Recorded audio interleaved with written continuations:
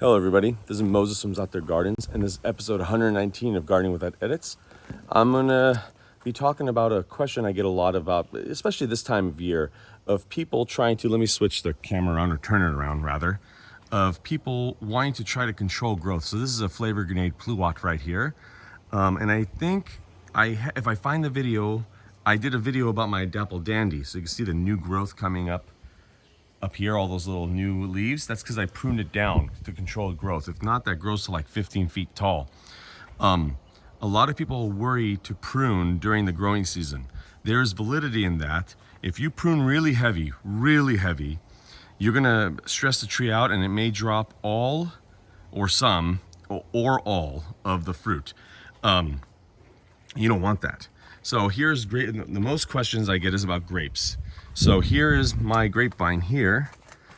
There's five vines here, and there are a few more on the side of the house and on the side of the fence over there as well. Pixie grape.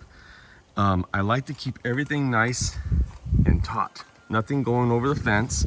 Nothing going above, I would say 1.5 feet above the brackets.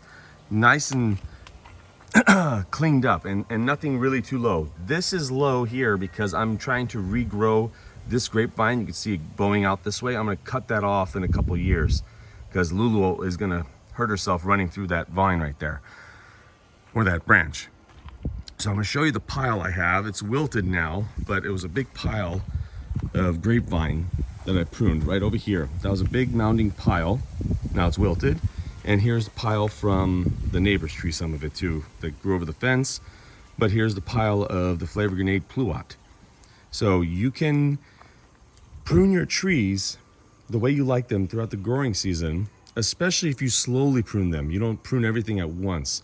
Like I do this pruning, and in about 2 weeks I come out to prune again a little bit at a time. Don't do a whole bunch at once.